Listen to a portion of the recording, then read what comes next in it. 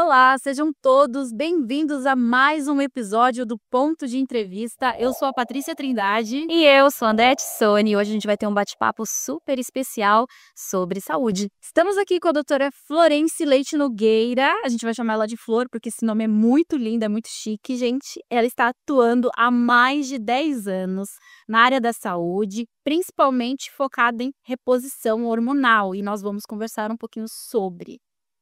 Doutora Florence, muito obrigada pela sua participação aqui no nosso podcast. É uma honra tê-la aqui para esse bate-papo com a gente. Bom dia, André. Bom dia, Patrícia. A honra é toda minha, né, para a gente conversar sobre temas essenciais para a saúde da pessoa e que desperta tanta curiosidade, né? Então vai ser sucesso.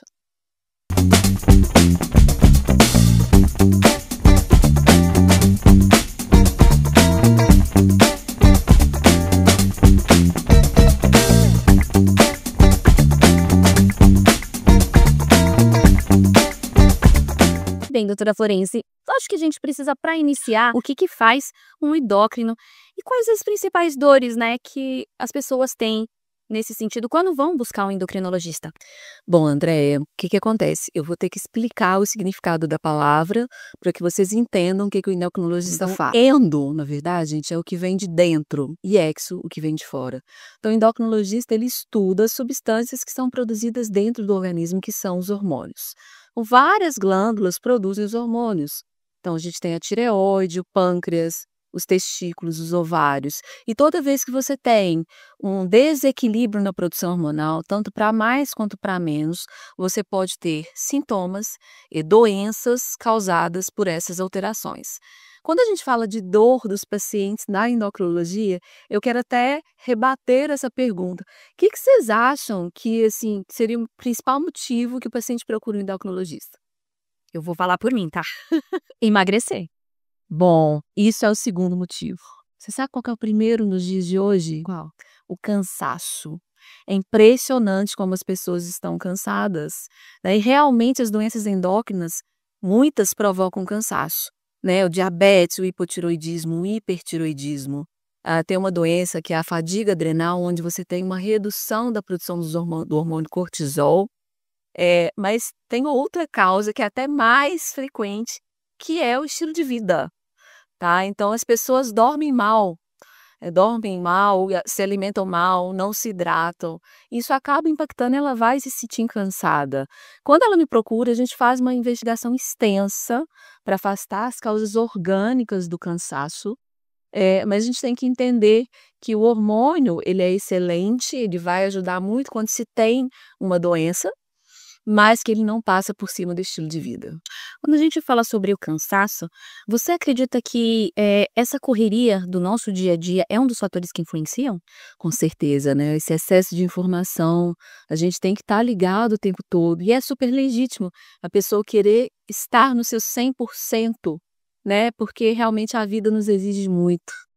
Doutora, eu queria tirar uma dúvida, né? Acho que é uma dúvida geral e que muitas pessoas têm falado bastante sobre isso na internet, que são as alterações hormonais, os nossos hormônios, né?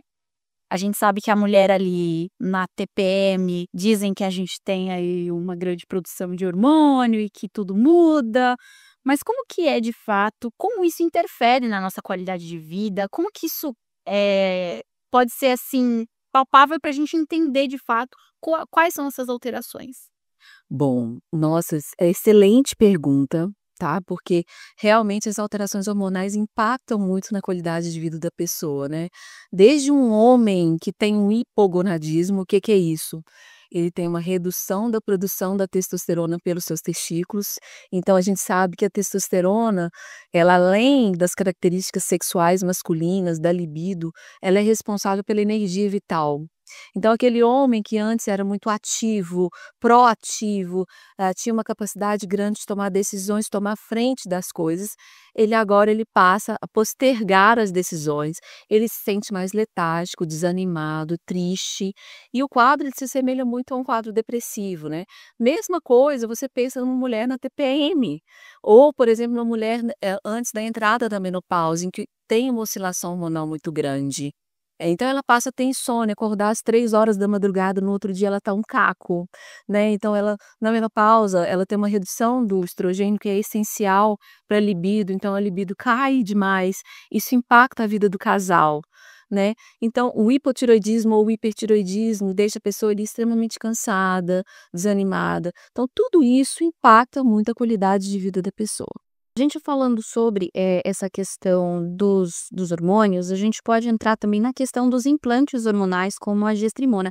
Eu fiquei muito curiosa sobre, porque eu dei uma pesquisada, encontrei pouco, aliás, assim, mais aprofundado. Pode explicar um pouquinho pra gente o que seria? Claro. O que que acontece? Os implantes hormonais nada mais são do que uma via de reposição hormonal. Mas então por que tanto alvoroço em torno do tema, né? Inclusive a ponto da Anvisa chegar a proibir tanto a divulgação, comercialização e indicação dos implantes hormonais no dia 18 de novembro agora. Gente, a Anvisa está certa em regulamentar os implantes hormonais. Por quê?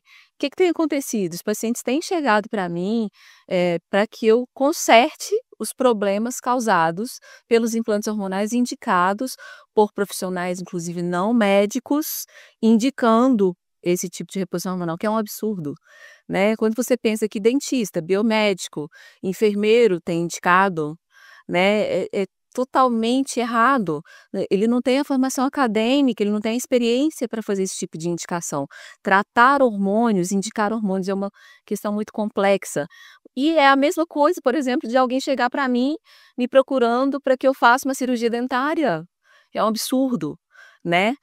Mas quando a gente fala dos implantes hormonais, existem várias substâncias que a gente pode usar sob a forma de implantes, e os benefícios são imensos quando você tem, por exemplo, uma mulher na menopausa, que precisa receber esses hormônios, mas não responde às outras vias de administração. Ou uma mulher que tem uma endometriose, tem dores intensas, e aquilo impacta enormemente a qualidade de vida dela. E a gestrinona, que é um hormônio aí vulgo chip da beleza, mas que serve para esse tratamento da endometriose e para outras condições onde você tem uma predominância estrogênica, ela vai ajudar imensamente, tá. Então assim, qual que é a real do chip da beleza, né. Então a gestrinona, ela é um hormônio progestágeno, que diminui a ação do estrogênio, então vai ser muito eficaz nesses casos de predominância estrogênica, podendo inclusive ajudar em outras doenças que onde a origem é essa predominância estrogênica, e aqui eu estou falando do lipedema, às vezes em casos de síndromes dos ovários policísticos, tá, em pessoas, mulheres que têm miomas, adenomioma. Então, quando você entende que existe uma mesma causa para vários tipos de problema, você tem que tratar aquela causa, né, e a gestrinona ela consegue atuar muito nisso, tá. Só que, o que que foi visto? Algumas mulheres que usavam e se cuidavam muito, né, então tinham um estilo de vida, proporcional àquilo, né, faziam atividade física, se alimentavam muito bem, elas viam benefícios estéticos.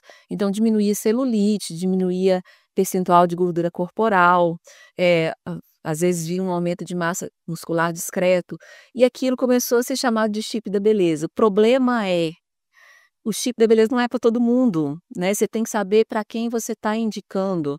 A mulher, por exemplo, que já tem um excesso de testosterona, ela vai androgenizar, que é uma palavra aí difícil, mas que a gente entende como ela vai ter queda de cabelo, acne, ela vai engrossar a voz. Então ela vai, e depende da dose também que se indica, ela vai ter aí o chip da feiura.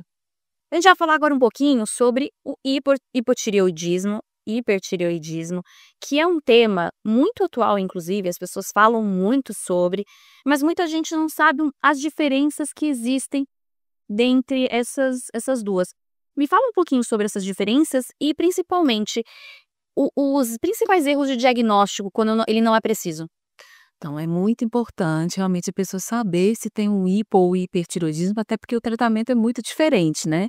No hipotireoidismo, então você tem uma redução dos hormônios tiroidianos, do T3 e do T4 livre, e no hiper é o oposto, você tem um aumento da produção desses hormônios tiroidianos. Então os sintomas às vezes são opostos, né.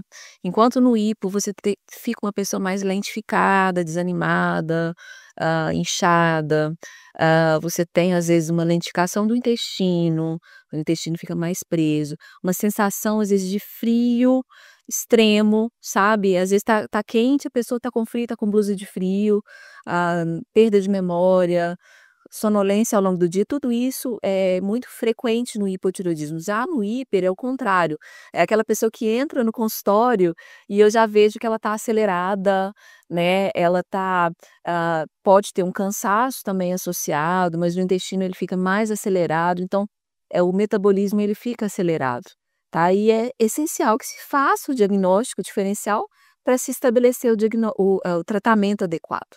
E quais os principais erros que a gente vê, que são cometidos na hora de fazer o diagnóstico do hipotireoidismo? Então, a gente aprende na faculdade que a gente tem que dosar o TSH e o T4 livre, né. Então, assim, não é um diagnóstico difícil na endocrinologia, existem diagnósticos muito mais complexos, mas às vezes a pessoa não pede lá o T4 livre, ela pede o T4 total, e aquilo às vezes confunde, né. Então, é interessante você solicitar toda a função hormonal, então T4 livre, T3 livre, TSH, os anticorpos para você avaliar qual é a origem daquela doença, então a antitireoglobulina, o anti-TPO, porque na grande maioria das vezes o que causa esse hipotireoidismo é uma tireoidite crônica de Hashimoto, e é importante você fazer esse diagnóstico, ou então no caso do hiper, o diagnóstico mais frequente é a doença de Graves, onde a gente solicita um TRAB para fazer esse diagnóstico certinho. Agora a gente vai entrar num assunto um pouco polêmico, digamos, mas no sentido positivo da palavra. Era o seguinte, a gente vê agora o modismo, né, não sei se você considera o modismo, se você considera que realmente, eh ele traz um efeito mesmo de emagrecimento, que é o Ozempic. Eu estou super interessada nessa pergunta, porque eu já pensei em tomar o Ozempic aí. Eu peço desculpas, mas doutora, não sei, me indique que é melhor. Vocês estão ficando malucos se realmente o Ozempic tem esses benefícios, se é um modismo, como que é esse assunto que está sendo muito falado agora, né. Que acontece, Patrícia? Existe um preconceito quando a gente fala no tratamento da obesidade hoje em dia, né. Acho que é muito cultural as pessoas acharem que o tratamento da obesidade, ele deve ocorrer por uma questão meramente estética. E por que eu falo meramente? Porque é muito legítimo a pessoa buscar uma melhor estética, tá. Não que eu seja contra, ela buscar essa melhor estética, mas a gente tem que entender que a obesidade é uma doença crônica, séria, que causa diversas outras doenças, se ela não for tratada, e que, como toda doença crônica, ela precisa de medicamentos, tá. Então é natural que se use medicamentos, não tem nada de errado de você indicar um tratamento ou do paciente ter que usar esse medicamento para emagrecer. A gente sabe hoje em dia que o obeso ele não come muitas vezes porque ele quer. "Ah, falta de vergonha na cara", não existe isso. Existem alterações químicas que levam tanto a uma redução da taxa de gasto energético por essa pessoa, quanto levam ela a ter um apetite aumentado. Então, por que não tratar esse paciente com medicamento? E aí o Ozempic, o Mounjaro, que nem chegou no mercado brasileiro, mas que é uma promessa, e a gente vê os artistas usando também, emagrecendo horrores, né. Eles, fazem basicamente a mesma coisa, que eles são um análogo do GLP-1, no caso do Mounjaro, GLP-1 e GIP. Essas substâncias, elas imitam um hormônio que nós produzimos naturalmente no nosso organismo, mas ele dura muito pouco. Então, toda vez que a gente come, quando o alimento chega no intestino, a gente produz esse GLP-1, que envia um sinal para o seu pâncreas que ele precisa aumentar a produção de insulina, ou seja, medicamentos excelentes para tratar o diabetes. Ao mesmo tempo, envia um sinal para o seu cérebro para dizer: "Olha, para de comer". Então, aumenta a sua saciedade e reduz o seu apetite. Além disso, ele retarda o esvaziamento gástrico. Então, muitas vezes a pessoa se sente empachada, ela não consegue comer direito, sente que está muito cheia. Isso também ajuda ela a comer menos, que é o propósito do medicamento, é fazer com que essa pessoa coma menos e tenha um balanço energético negativo. Agora, nenhum medicamento, tá, gente? Eu falo isso para os meus pacientes sempre. Nenhum medicamento escolhe a sua alimentação por você, tá? Então, as pessoas às vezes lutam contra o efeito do remédio, tá? O efeito do remédio é diminuir o seu apetite, mas se você continua escolhendo comer errado, comer igual antes, você não vai ter aquele efeito de perda de peso esperado. Essa é a pura verdade. As pessoas lutam contra o efeito do Ozempic. E uma pergunta, doutora. Tem um amigo, ele vai brigar comigo, talvez, perguntando isso pra você, mas ele falou que ele conseguiu ficar 3 dias sem comer depois que ele começou a tomar o Ozempic. Então, realmente causa essa saciedade de ficar só na água mesmo, assim, isso acontece? Isso é muito individual, né, varia muito de pessoa para pessoa e é dose dependente, claro, né. Mas realmente diminui bastante o apetite. E são medicamentos revolucionários, porque nunca antes houve medicamentos que causassem a perda de peso que eles causam. Então não é modismo não, medicamento que veio para ficar e medicamento necessário no tratamento da obesidade, tá. O que que acontece? Eu não sou contra o uso indiscriminado, então assim, sou totalmente contra esse medicamento ser vendido sem receita médica, inclusive a Anvisa está reavaliando isso.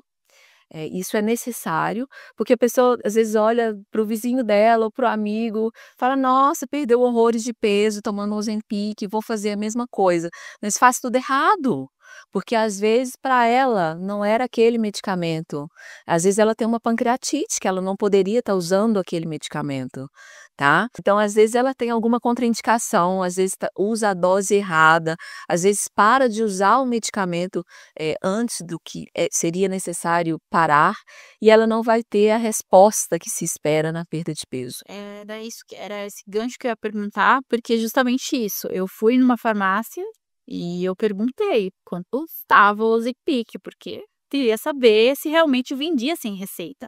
Porque eu falei: "Gente, não é possível, é um remédio que teoricamente é as pessoas que têm diabetes", e aí a gente escuta cada um falando uma coisa, cada pessoa fala uma coisa, cada pessoa tem uma experiência, como a doutora estava citando aqui. Então eu queria saber se realmente eu conseguia comprar na farmácia sem a receita, e eu quase consegui, eu só não tinha os 1.000 e poucos reais pra ah, só isso, gente, só isso, só esse detalhe, mas quase comprei.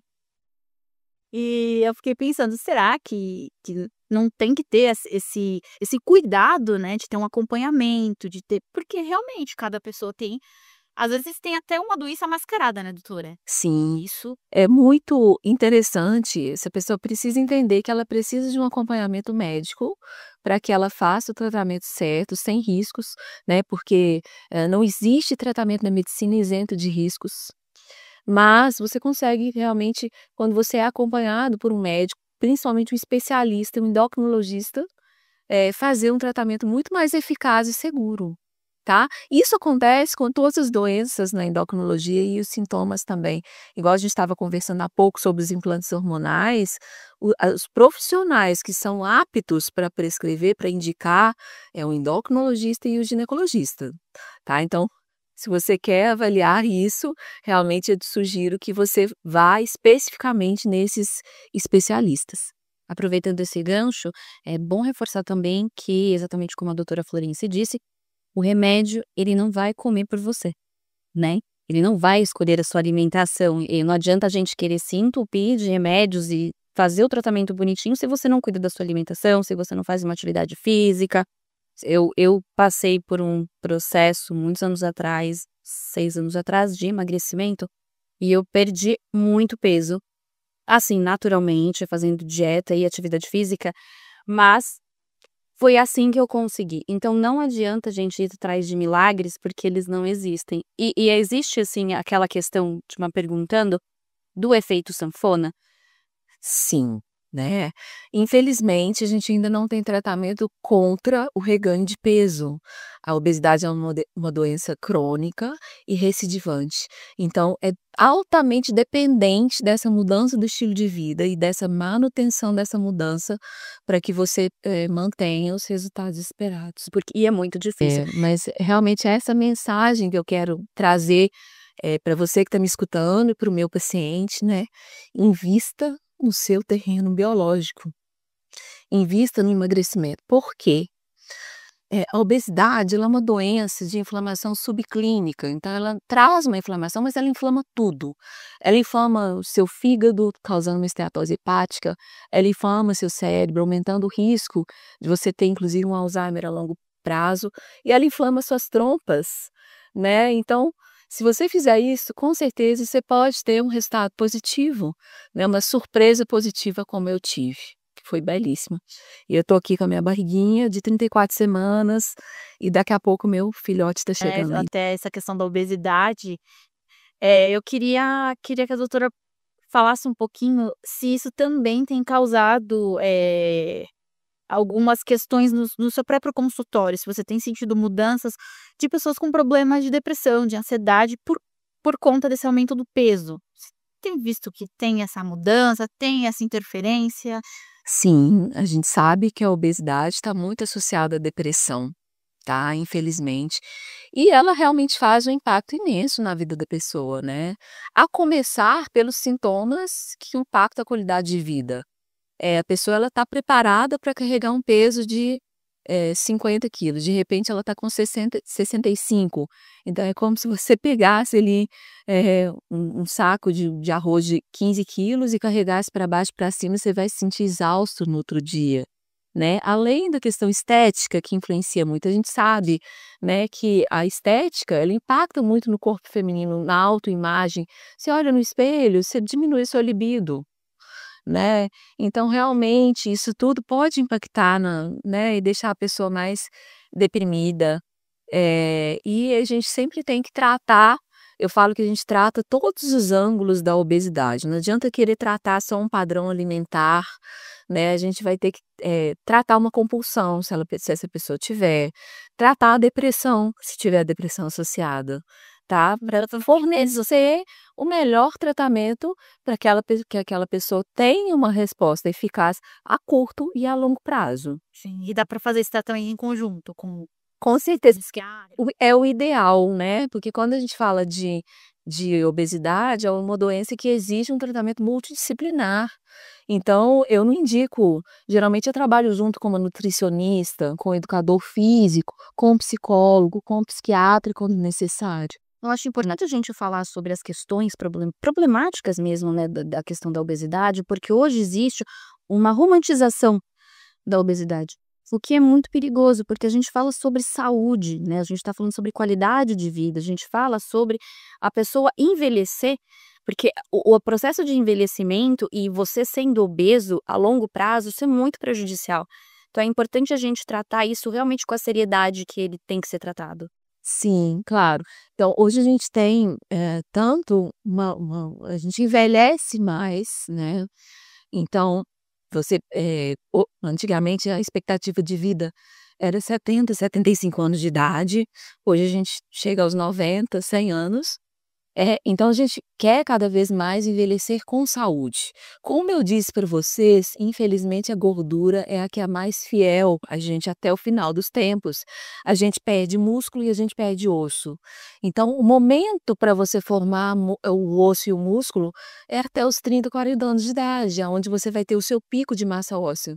Agora é claro que se você tem um estoque ali maior, se você for perdendo a longo prazo, o impacto na sua saúde ele vai ser menor, tá. Então, se você faz atividade física regularmente, né, você vai ter uma qualidade de vida, uma diminuição da sua dependência funcional muito mais tarde, né. Então a gente sabe, por exemplo, que os atletas, às vezes, vão ter uma dependência funcional aos 90, que é diferente de uma pessoa que não faz atividade física, não cuida da alimentação e está obesa, que vai ter essa dependência aos 60, aos 70, né. Então, Essa é até uma mensagem super importante aqui, que a gente precisa investir realmente nos nossos músculos e realmente atacar a gordura e a obesidade da maneira séria que precisa ser tratada. Maravilha. Doutora, então acho que daí, encaminhando aí para o final da nossa conversa, muitas mulheres ainda têm dúvidas sobre reposição hormonal, sobre menopausa, quando deve começar esse tratamento, quando deve procurar ajuda. Tem digamos assim, algum sinal vermelho que a pessoa tem que ficar atenta? "Poxa, aqui é bom procurar ajuda, porque realmente eu preciso de um acompanhamento". Bom, o que que acontece? Existe um mito sobre o início da terapia de reposição hormonal na menopausa. Muitos pacientes, inclusive alguns médicos que sugerem dessa forma, esperam chegar na menopausa para iniciar uma terapia de reposição hormonal. E hoje a gente sabe que inclusive é mais seguro e mais eficaz se você começa logo no início dos sintomas, tá. Então naquela fase ainda antes de terminar o fluxo menstrual, porque a menopausa na verdade, o significado da palavra é você ter um interrompimento ali daquele fluxo menstrual por pelo menos 1 ano, então é um diagnóstico retrospectivo, tá. Então a gente, entende que quando se começa a ter os fogachos, que é antes disso, a insônia, a labilidade emocional, ressecamento vaginal, você já tem indicação para iniciar a terapia de reposição hormonal. Existe um conceito chamado de janela terapêutica, né, então, onde você tem uma maior segurança e eficácia quando você começa nesse período, ou até 10 anos de diagnóstico de menopausa ou antes dos 60 anos de idade. Então quer dizer que eu não posso começar uma reposição hormonal se eu tiver mais de 60 anos de idade, se eu estou com 61, eu não posso começar? Você pode começar, teria sido melhor se você tivesse começado antes, mas você também vai colher os benefícios. E antigamente a reposição hormonal ela era indicada muito mais para o controle dos sintomas.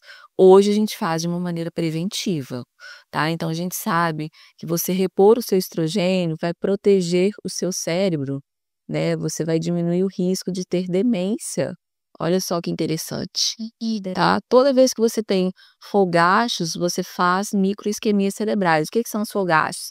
São aqueles calores intensos, repentinos, geralmente associados com sudorese, geralmente da cintura para cima, e realmente toda vez que a mulher tem, ela tem microisquemia.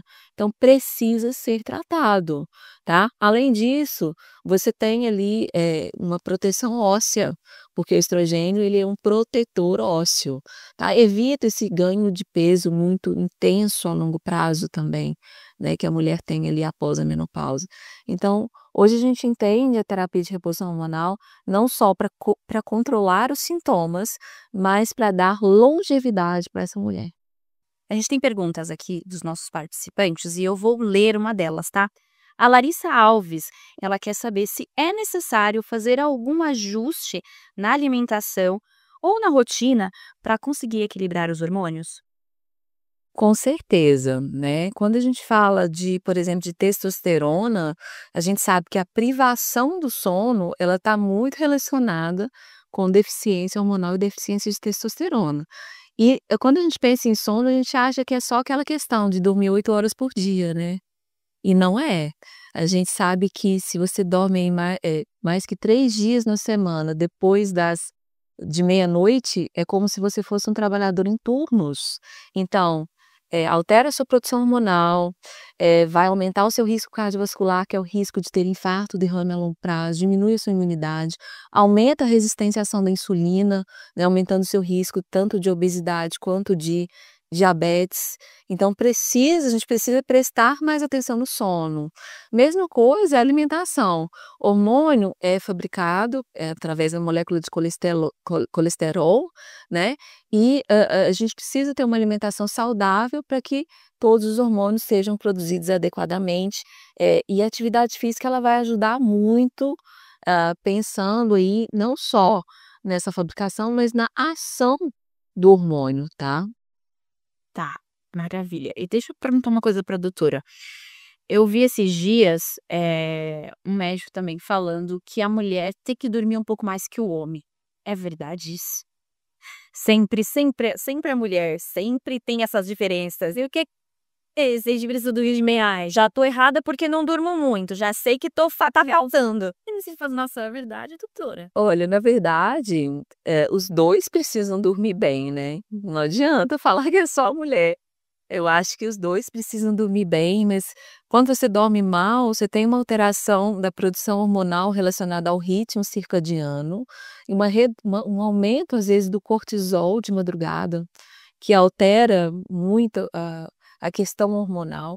E a mulher com cortisol alto, gente, é complicado, né, porque a gente é multitarefa, a Se a gente gente merece, principalmente geração histórica. principalmente se essa mulher estiver grávida, aí é que ela tem que dormir mais mesmo. Idade poética para dormir 10 horas por dia, entendeu?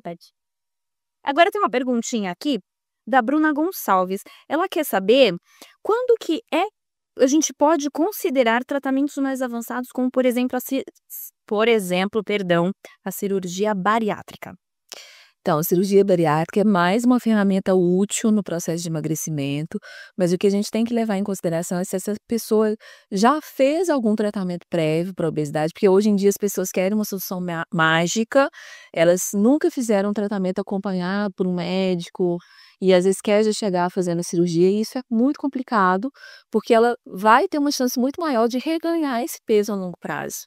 Tá? Porque a questão do controle crônico da obesidade, ela depende muito de uma consciência da necessidade de mudança de estilo de vida, tá? Então, a bariátrica ela não vai garantir, assim como o medicamento que não vai escolher o alimento pelo paciente, a bariátrica também não escolhe. E não escolhe principalmente, não faz com que essa pessoa faça atividade todos os A dias. gente vê, às vezes, muitas pessoas que nem estão, assim, tão sobrepeso, não é um caso de obesidade, e elas estão recorrendo à cirurgia bariátrica. Isso é muito perigoso. Geralmente é um IMC acima de 40, né, o IMC, ele é o índice de massa corporal, ainda é o método que a gente utiliza para falar se essa pessoa tem uma obesidade, nesse caso seria uma obesidade de grau 3. Essa seria a principal indicação para uma bariátrica, mas desde que essa pessoa tenha feito realmente um acompanhamento prévio, conservador para o tratamento da obesidade, tá. Doutora, o Carlos Eduardo, né, uma pergunta que veio aqui pra gente também, ele quer saber quais são os melhores métodos para monitorar a glicemia em casa. Os melhores métodos, a gente tem hoje o Libre, que é um sensor, né, que ele vai monitorizar a sua glicemia de maneira mais cômoda, porque a gente tem também, a pontinha do dedo, que às vezes a gente pede para esse paciente, mas que é muito incômodo, ele acaba assim, no começo ele até faz direito, mas depois ele não vai fazer, e a glicose ela oscila o tempo todo, não adianta você achar que vai fazer só antes do café da manhã em jejum, e tá tudo bem e aquele método vai servir. Então o ideal é fazer várias vezes ao dia, e aí o sensor ele ajuda muito nesse sentido. De quando em quantas horas, doutora, geralmente? Que a gente pede a pontinha do dedo, aí vai depender do quadro desse paciente, né, de como ele está usando essa insulina, tá. Então existem vários tipos de insulina, e às vezes se esse paciente estiver até, assim, usando somente medicamentos orais para o diabetes, ele não vai precisar medir tantas vezes, tá. Mas pensando num diabético, o ideal seria medir pelo menos aí umas 3 vezes na semana, tá. Última pergunta aqui é da Fátima Lins e ela quer saber, inclusive, sobre questões de fertilidade. Ela quer saber se os problemas de fertilidade dela podem, aliás, estar relacionados com problemas hormonais. Com certeza, a gente falou muito sobre isso aqui hoje, muita citei aqui o Rio Exento. Então a própria obesidade diminui a chance de fertilidade, né, a síndrome dos ovários policísticos, a endometriose, então são todas causas hormonais que a gente precisa investigar para poder realmente estabelecer e indicar o melhor tratamento para essa pessoa. Agora, para finalizar, você pode olhar para aquela câmera e fazer suas considerações finais para o público. Certo. Então, gente, todo mundo quer envelhecer, né, afinal de contas ninguém quer morrer antes da hora, mas a gente quer envelhecer com saúde. E para isso, mais uma vez, é preciso investir nos seus músculos, e é preciso atacar a gordura, tá? Então, a gente precisa realmente investir no nosso estilo de vida, tá? E fazer sempre que necessário, uma modulação hormonal de forma acompanhada pelo médico endocrinologista. Isso é super importante. Eu costumo falar que o hormônio, ele é um acelerador de processos. Inclusive me perguntam: "Doutora, mas se eu usar o hormônio X, eu vou aumentar a minha massa muscular, por exemplo, a testosterona, né, ou os esteroides anabolizantes". Então, se você tiver tudo certinho ao seu favor, ele vai te ajudar muito mais numa manutenção dessa massa muscular. Agora ele não vai passar por cima do seu estilo de vida, né, então foque no estilo de vida. Entendam que hoje em dia o estilo de vida, melhorar o estilo de vida é obrigação, é remédio para você, que você vai utilizar agora e que vai te ajudar a evitar ter diversas doenças no futuro e ter que usar mais medicações no futuro, né. Isso te ajuda a ter um envelhecimento muito mais leve e muito mais feliz, tá. Então esse é o recado. Maravilha, doutora Florence, foi um prazer imenso tê-la conosco. Foram informações extremamente relevantes, tanto para nós duas, como apresentadoras, como para o público, eu tenho certeza, esclarecedoras de verdade. Então, a gente vai ficar atento aí aos alertas e sinais que a doutora deixou aqui pra gente. Quero agradecer imensamente, foi um prazer essa conversa, foi maravilhoso, foi muito esclarecedor. Muito obrigada, doutora Florence. Foi muito instrutivo, muita informação, pautas relevantes que eu acredito que muitas pessoas vão se beneficiar com esse conteúdo. Muito obrigada pela sua participação. Gente, eu que agradeço, tá? Espero participar das próximas vezes com vocês. Pesadíssima. O que não falta é tema na endocrinologia para conversar, né? E eu tenho certeza que quem escutar esse podcast e vai realmente se beneficiar do que a gente conversou aqui hoje. Obrigada. Obrigada, e não se esqueça de se inscrever aqui no Ponto de Entrevista, nas redes sociais, Instagram, TikTok, YouTube, Spotify, estamos em todas as redes, né, Andréa? É isso aí, nos sigam e até a próxima. Até a próxima.